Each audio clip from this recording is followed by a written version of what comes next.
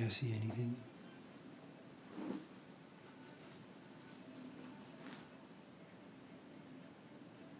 I have a question, but I don't know if it's... If you're not interested in answering it, I understand. It was actually a question I think I had asked to you a few weeks ago, but I think we got interrupted. I just wondered why Rumi starts the Masnavi with the word listen.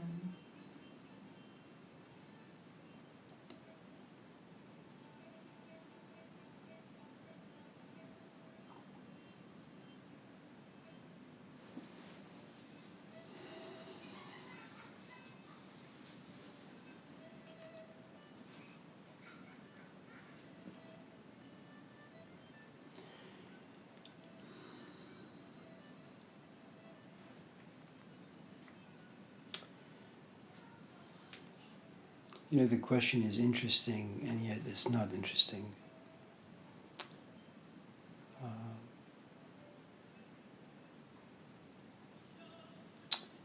Rumi is a poet.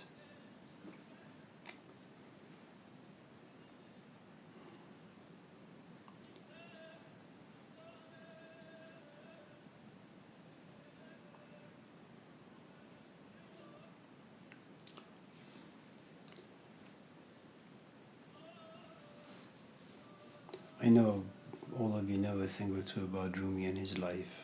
I don't want to bore you, but I'll just say a couple of things. Feel free to stop me, by the way, just in case you get bored.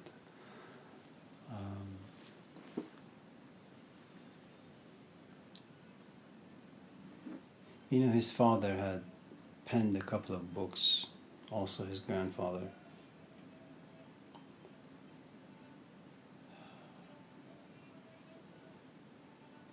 He used to talk to students every day.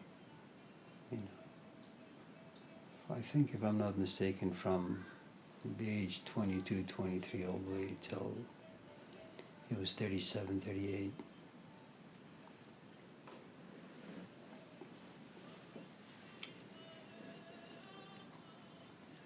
So I think perhaps before we get to your question, it's interesting to kind of just sit back and ask, why is it that you have a 22, 23-year-old who doesn't write at all, who doesn't write poetry, doesn't write prose. He just talks. You know, he goes to mosques, he goes to various cities, and he has students coming to him every single day.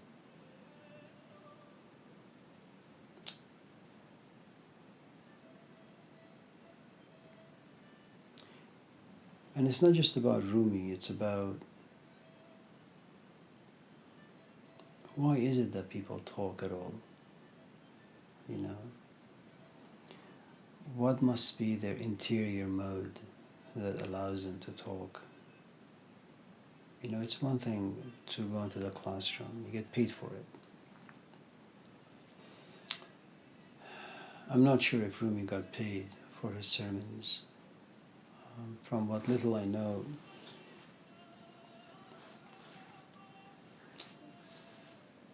that wasn't the case, but I may be mistaken.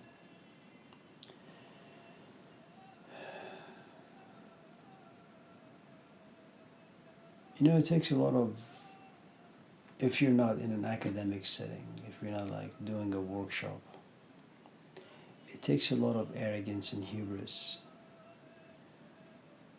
to just talk, because you assume that you know, and you also allow other people to assume that you know. And you know, it's kind of like nobody fights Achilles because they know he's really, really strong and he's really good in the art of war. So when it comes to Rumi, he doesn't really need to do physical wrestling with anyone. Intellectually, everybody knows that he is just superior to them all. You know, He was well read. He knew the Qur'an inside and out. And he would just talk. And he just followed the profession of his father to some extent, and his grandfather, because, they all gave sermons.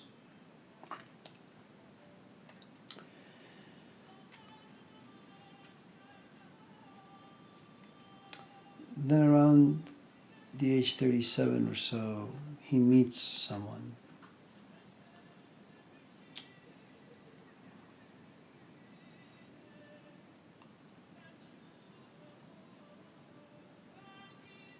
I think scholars and historians of Rumi and his relationship with Shams kind of did the rest of us some injustice, in the sense that they didn't really tell us what exactly happened to Rumi, what he went through, because you become addicted to talking, and you like it. It gives you a tremendous amount of power, especially if you've done it for like 20 some odd years as he had done.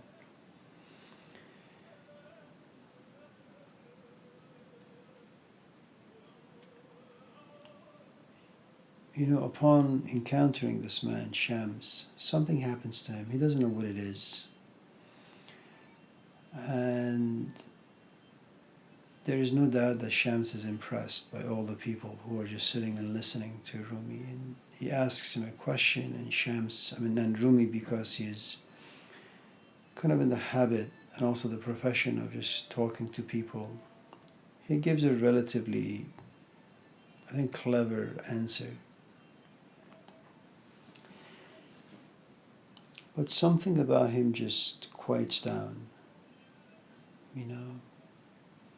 And it's a very interesting place. It's kind of like loving food, but all of a sudden realizing you're diabetic.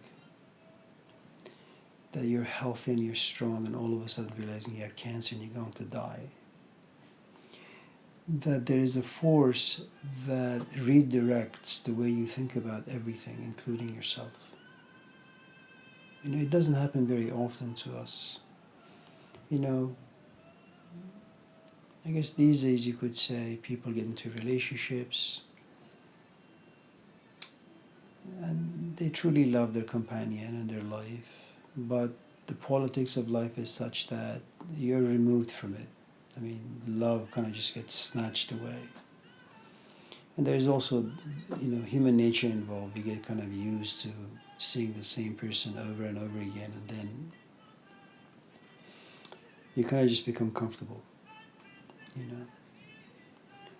And then you see someone out there, and for some strange reason, you're willing to sacrifice your entire life, no different than Abraham with his son, Isaac or Ishmael, depending which path you want to take. And something about you quiets down when, despite having perhaps a spouse or a companion or a family, that you're willing to kind of risk it all. There is this force that removes all the fears, and you don't really care about your name or reputation. You just know that without this person, your life is hollow, it has no meaning.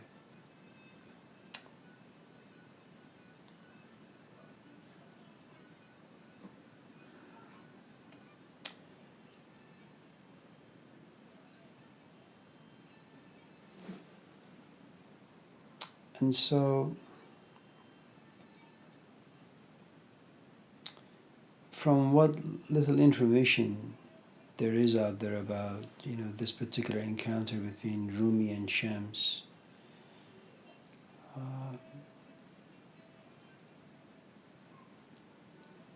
the question that Shams asks and the answer that Rumi gives, for the first time Rumi comes to realize that he doesn't know what he's talking about.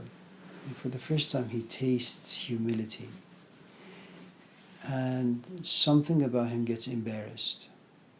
It's not because other people have noticed anything. Rumi just comes to notice that He's not as intelligent or as clever as he thought himself to be. Something about him notices something about him.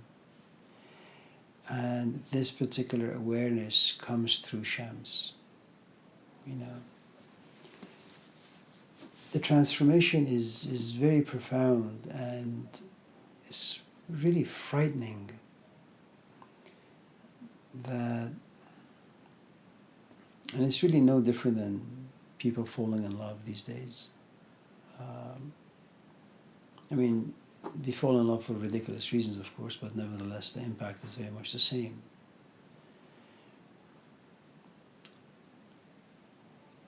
And he goes and pursues this man, and they lock themselves up in a room for some days or weeks. But something about him is noticeably changed. You know, his son says that, his students say that this old man of 70 years or 60 years has stolen their teacher from them. And from that point, Rumi doesn't talk very much anymore. Because you know that if your surrounding, your environment is busy with people, you can't focus on writing. Writing is a very private, it's very personal. You have to lock yourself up in a room somewhere and you can't be disturbed. And, you know, you're talking about a 20-year lifespan that's very productive, 6 volumes of Masnavi. Then you have Fiha Mafi, then you have Kulliyat.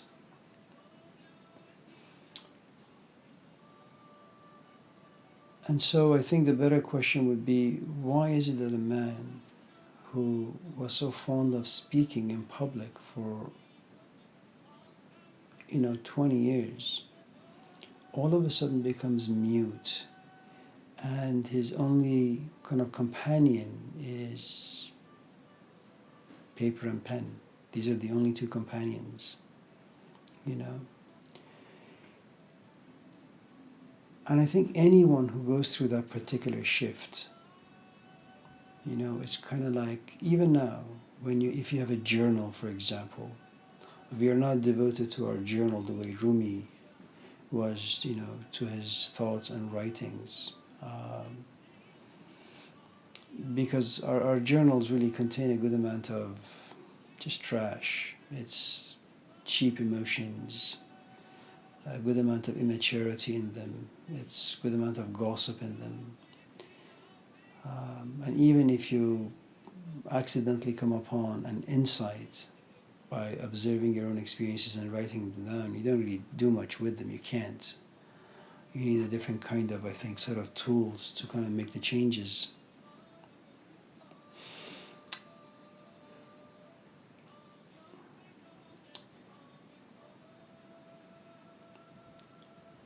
And it's a big change because you have someone who is at the very center of every gathering that he goes to, like Kierkegaard, you know, where he speaks to the ears of people. All of a sudden he locks himself up in a room and he just writes. And the only person who listens, the only thing that listens to him is paper. That's it. You know, it's only later on that we have all these commentaries about who was he really talking to. I think there was so much kind of wild but disciplined emotions inside him, inside Rumi.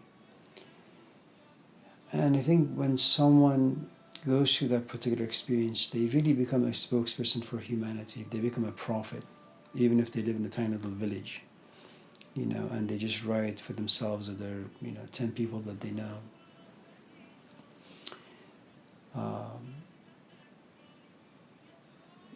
They become like a Nathan-like person in the Old Testament who gives David a good lesson, you know.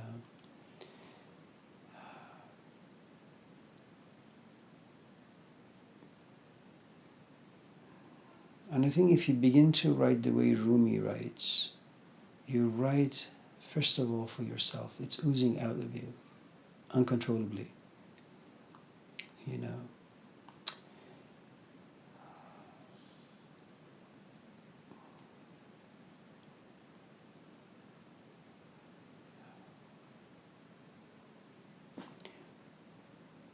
the book could have started, I think, in all sorts of different ways.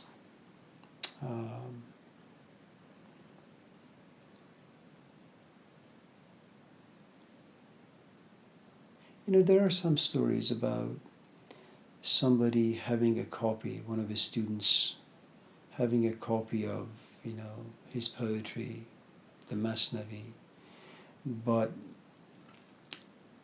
he had put the book under his elbow, and Rumi tells him, that book does not belong under your elbow. It is a song to be sang for humanity. This book is going to kind of be like a wildfire,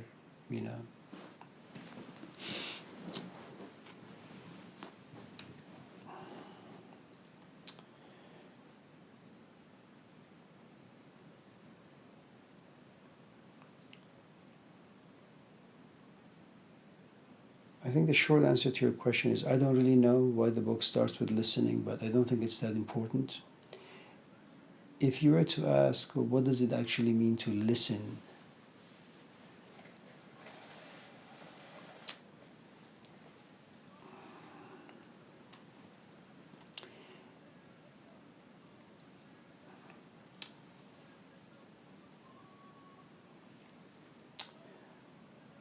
Because I built a shed downstairs, my right arm from here to here sometimes just aches so badly I can't sleep. So when my body is aching, even if Rumi was to sit here and to be talking to me about, all of his wisdom, the truth is,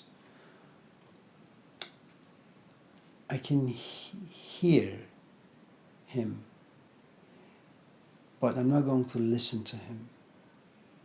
What I hear are basically noise. I'm not going to become any wiser. I'm not going to become more insightful because my difficulties lay somewhere else. It's my arm, So most often, you and I don't listen to anything. We hear noise. Now, if, for example, I had just gotten out of a relationship and my companion had power over me in the sense that she broke up with me, and I feel abandoned, then that particular emotional issue would become an obstacle to me actually being able to listen to Rumi, to whatever it is that he wants to say. Again, I hear, okay, but I can't really listen to what he's saying. What I will do is this, though. I become very, very selective in what I am hearing. And that's not even up to me. It's like there are these trigger words that he uses. Let's say, for example, in line like 7, he uses the word love. And all of a sudden, when he says ishq, love, something about me all of a sudden is captured into attention. And now I begin to listen. Okay? Now, I'm not really listening to Rumi. What I'm doing, I'm very much like a tax collector in the sense that I am trying to figure out if there is anything that he can say that I can figure out what to do with my companion who's left me. Kind of like Job, my life is ruined and I need to figure things out. Okay?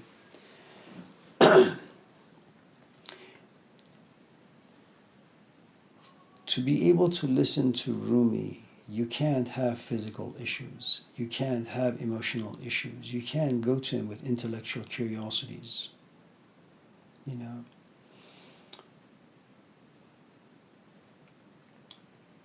to be able to listen to him, you need to be Vishnu as Nay.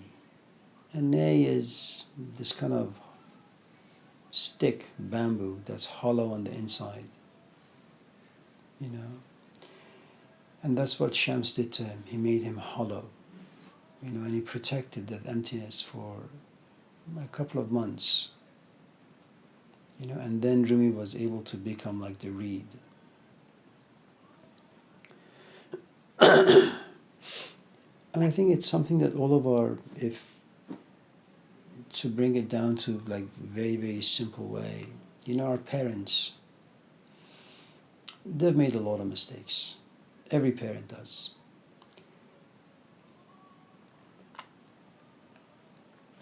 Even if they continue to make the same mistakes, they look at us and they really don't want us to be like them, you know.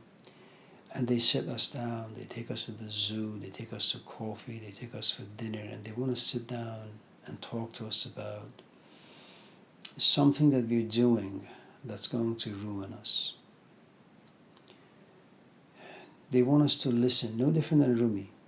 The problem is it's just very difficult because there is such a huge gap between where the parents are and where I am, you know.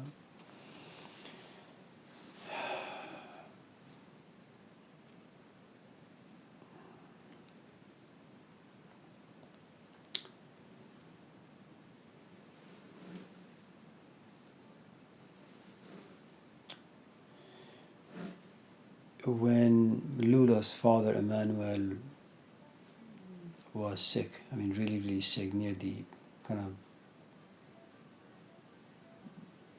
the last few months of his life, I would always go to him and say, Emmanuel, if there's anything you want to tell me, you should just tell me. Like advice. Imagine I'm your son. If you see any flaws, if, you know, any insights you have.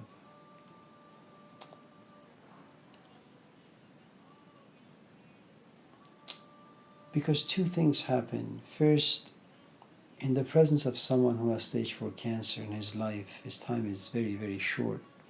There isn't much you can say, you know.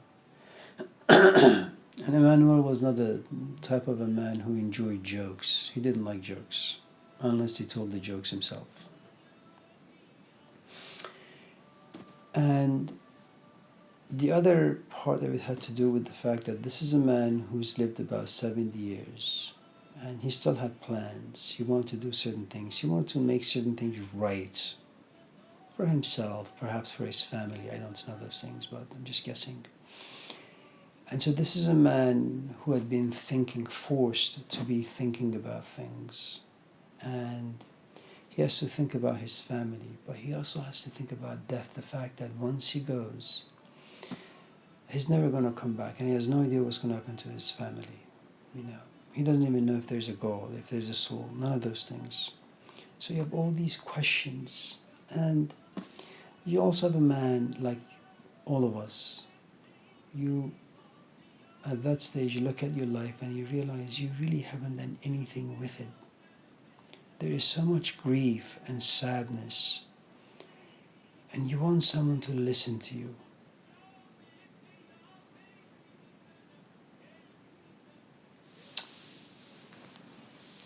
The problem with Emmanuel was that he wasn't a very talkative man. He was very, very quiet, very self-contained. I mean, he was like a volcano, but he never erupted. You know, he saw damage everywhere, but he never said anything. He would just walk away. But I'm guessing that if there were moments of eruption, you know, he would talk. And you had to listen. I mean, I remember a couple of times he told Sarah, "You're young," you know. Do the things that you want to do, you can do them. You know, and in those tiny little words, what he's saying is, you have no idea what's going to happen to you tomorrow. Time is short. You're young. Don't be like me. Don't be like your mom. You know, take advantage of your life. Take advantage of all that stuff. And I think whenever you have anyone in those moments, it doesn't really matter how they say it, but deep down what they want to say is listen. Because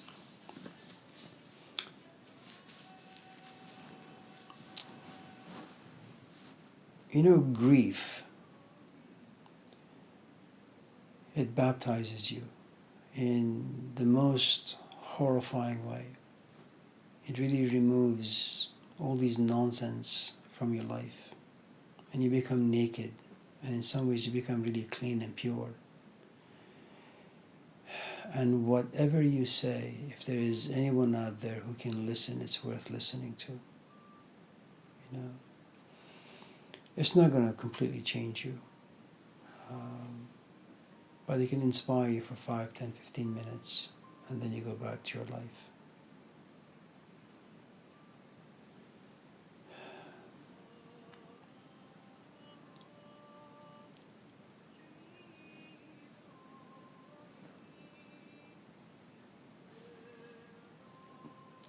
You know, the other part of, I think, what makes Rumi somewhat interesting is when you look at Hafiz, when you look at Sa'di, to some extent even Baba Tahir, you know, they would write, they would revise again and again until they got things right. From what little I know, Rumi never went back to his work to revise or edit anything. You know, and that's really an amazing process where you sit and you write and everything just comes out really well, and there is nothing left unsaid.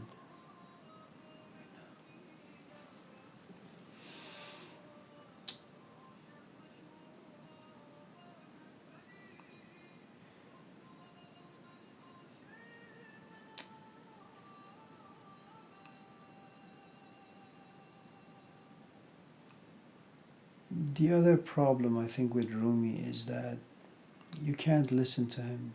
It's not possible. And the reason is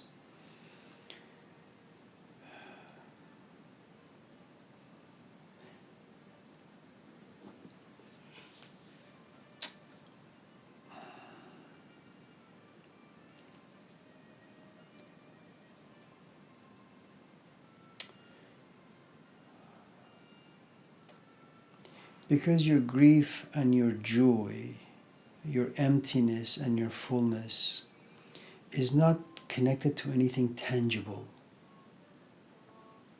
You know,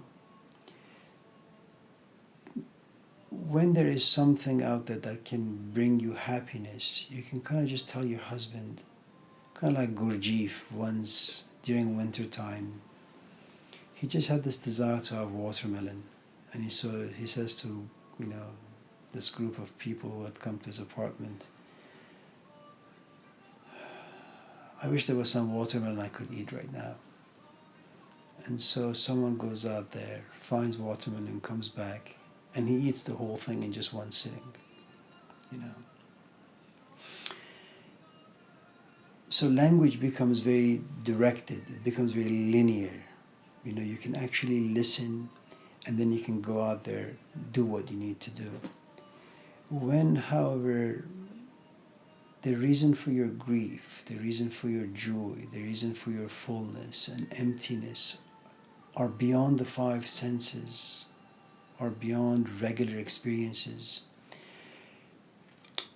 language becomes very creative. So all you do is you write stories. You know, Shakespeare writes plays. And I suppose you could say Rumi writes plays as well in his own unique way. And it's very difficult to actually figure out what exactly is it that we have to listen to when Rumi talks. You know, do we listen to the word listen? Do we listen to the word nay or read? Do we listen to the word love? Do we listen to the word it's a bloody path? Do we listen to the word immaturity, to leave the immature and just go your way? There are so many things, you know.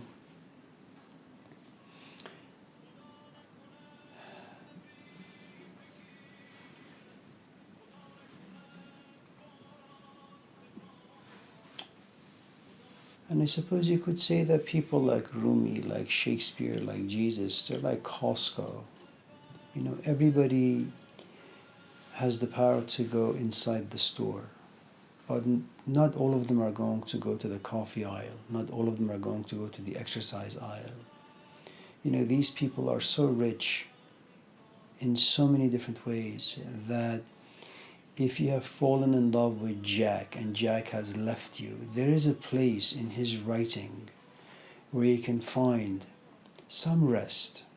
You know, if your parents have died, there's a place you can go in his work. If your life has become completely meaningless, there's a place you can go. If you're looking for truth, if there is such a thing, there's a place you can go, you know. You don't find very many people whose minds are so grand that everyone can be a guest, either for a day or for an hour or for a few years, you know.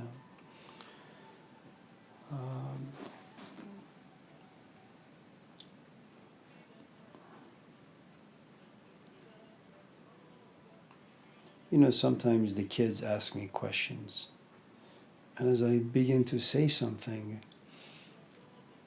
I'm guessing, well, good, they're going to listen now. They kind of just kind of run away. And once again, I realize how useless I am. And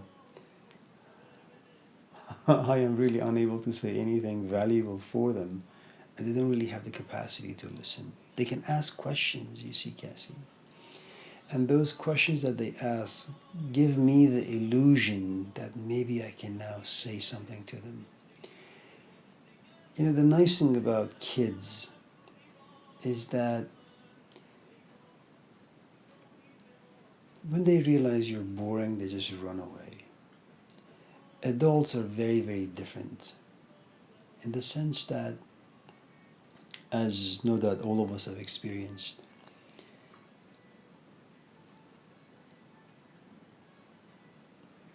you have no choice but to pretend. You sit for hours pretending that you're listening, and the fellow who's talking is clueless.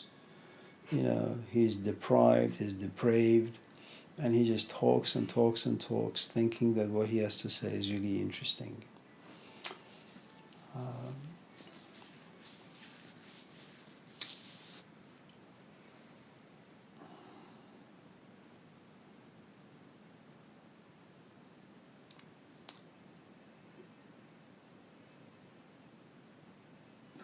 You know, there are a couple of people there are lots of people.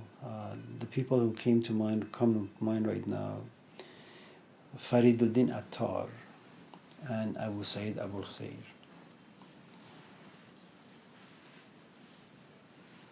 That all that you need to know and all that you need to listen to can be written on your fingernail.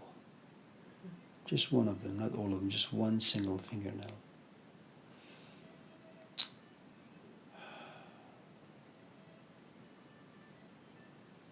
In Persian it would say Qururatu Bekosh. In English it's destroy your ego. That's all. There is nothing else to be read. There is nothing else to be talked about. It's kind of like the Indian fellow Ramana Maharishi, who had said that, you know, all you need to do is just sit and ask two questions, really just one. Who am I? Just keep asking, and something will eventually kind of just appear to you.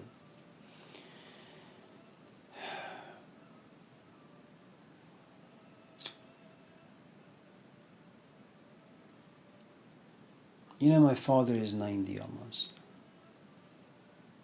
He loves politics. I dislike politics.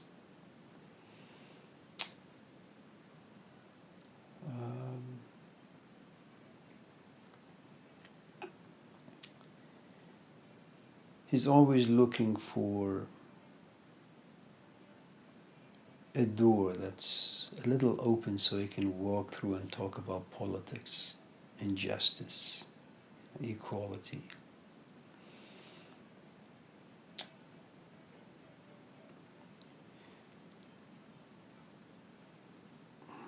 I'm going there tomorrow. And no doubt he's going to talk to me about various political organizations and what's happening in Iran. I will pretend that I'm listening to him, but I'm not going to interrupt him because I listen to different things. One, my father is 90. He goes to the car wash, he comes home. He basically sees my brother and my brother-in-law. He doesn't have a big community to talk to, so I feel myself to be like a fresh face where he could just use my ears for a couple of hours. So I listen to the fact, and it's an imposition, projection on my part. I listen to the fact that he's a 90-year-old man who doesn't get a chance to see fresh faces and to be able to exploit them, their ears. So I give him all the time and all the patience that I have. Next, I listen to this other aspect, which is I don't want him to be forgetful, to become forgetful. I want his mind to be fresh, to be vibrant. And so I will even set up traps for him so he could, just in case he becomes quiet, he could kind of fall into those traps and continue talking for another like 30, 40, 50 minutes.